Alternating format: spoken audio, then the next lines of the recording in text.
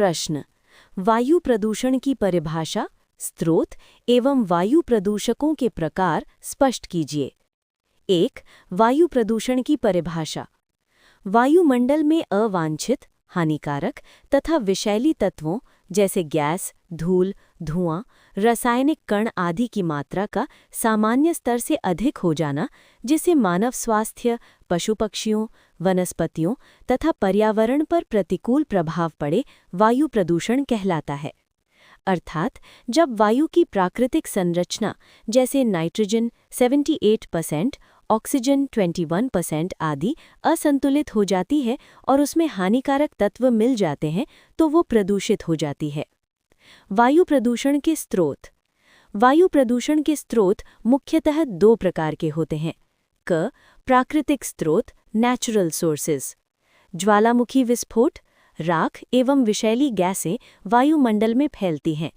वनों में आग यानी फॉरेस्ट फायर, धुआं और कार्बन कण उत्पन्न होते हैं। धूल भरी आंधियां, मिट्टी के सूक्ष्म कण वायु में मिल जाते हैं। समुद्री लवण कण, समुद्र की लहरों से उत्पन्न नमक कण। पराग कण यानी पोलन ग्रेन्स, पौधों से निकलने वाले सूक्ष्म कण। ख. मानव जनित स्रोत, मैन मेड सोर्सेज। वाहनों से निकलने वाला धुआं, कार्बन मोनोऑक्साइड NOx आदि। औद्योगिक इकाइयां, फैक्ट्रियों से निकलने वाली गैसें एवं रसायन। कोयला एवं पेट्रोलियम का दहन, बिजली घरों और उद्योगों में। निर्माण कार्य, सीमेंट एवं धूल कण। घरेलू ईंधन, लकड़ी, गोबर, कोयला। ग्रामीण क्षेत्रों में धुआं। कचरा एवं प्लास्टिक जलाना, विषैली गैसों का उत्सर्जन। 3. वायु प्रदूषकों के प्रकार। वायु प्रदूषकों को मुख्यतः दो भागों में विभाजित किया जाता है। 1. प्राथमिक प्रदूषक, प्राइमरी पोल्यूटेंट्स। ये सीधे स्रोत से वायुमंडल में प्रवेश करते हैं। उदाहरण: carbon monoxide, sulphur dioxide, NOx, धूल एवं धुआं, हाइड्रोकार्बन। 2. द्वितीयक प्रदूषक, सेकेंडरी पोल्यूटेंट्स। ये प्राथमिक प्रदूषकों की रासायनिक क्रिया से वायुमंडल में बनते हैं। उदाहरण: ozone, smog, peroxy acetyl nitrate, PAN, अम्लवर्षा आदि। अन्य वर्गीकरण: क. गैसीय प्रदूषक, carbon monoxide, sulphur dioxide, NOx। ख. कणीय पदार्थ, PM10, PM2.5, धूल, राख, धुआं। ग. जैविक प्रदूषक, बैक्टीरिया, वायरस, परागकण। निष्कर्ष: वायु प्रदूषण वर्तमान समय की एक गंभीर पर्यावरणीय समस्या है। इसके प्राकृतिक एवं मानवजनित दोनों स्रोत हैं, परंतु औद्योगीकरण और शहरीकरण के कारण मानवजनित स्रोत अधिक प्रभावशाली हो गए हैं।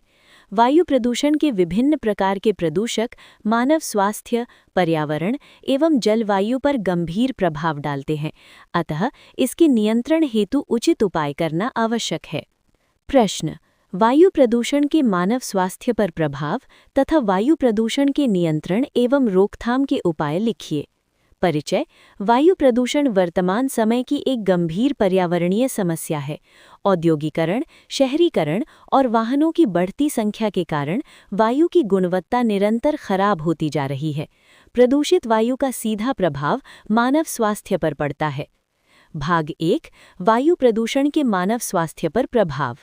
वायु में उपस्थित प्रदूषक जैसे CO, SO2, NOx, ओजोन तथा PM2.5 और PM10 कण शरीर के विभिन्न अंगों को प्रभावित करते हैं।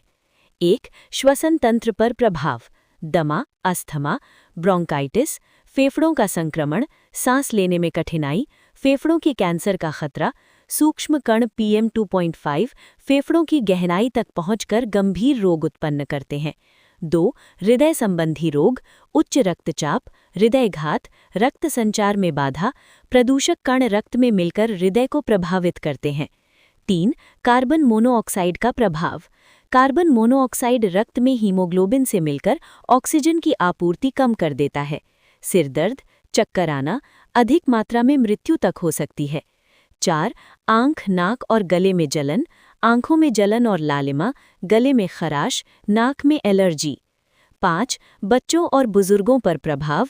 बच्चों में फेफड़ों का विकास प्रभावित, बुजुर्गों में रोग प्रतिरोधक क्षमता कम, गर्भवती महिलाओं पर प्रतिकूल प्रभाव।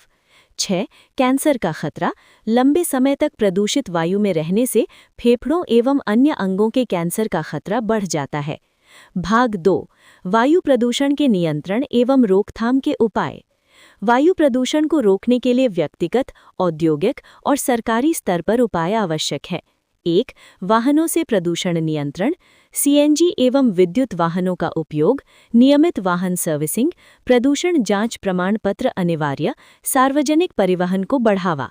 2. औद्योगिक नियंत्रण उपाय। चिमनियों में इलेक्ट्रोस्टैटिक प्रेसिपिटेटर लगाना, स्क्रबर का उपयोग, फिल्टर एवं प्रदूषण नियंत्रण उपकरण, स्वच्छ ईंधन का उपयोग। 3. स्वच्छ ऊर्जा का उपयोग, सौर ऊर्जा, पवन ऊर्जा, बायोगैस, जल विद्युत। जीवाश्म ईंधनों के स्थान पर नवीकरणीय ऊर्जा का उपयोग करना चाहिए। 4. वृक्षारोपण, अधिक से अधिक पेड़ लगाना, वनों की कटाई रोकना, ग्रीन बेल्ट का विकास। पेड़ कार्बन डाइऑक्साइड को अवशोषित करके ऑक्सीजन प्रदान करते हैं। 5. कचरा प्रबंधन, कचरा एवं प्लास्टिक को न जलाना, ठोस अपशिष्ट का उचित निपटान, पुनर्चक्रण को बढ़ावा।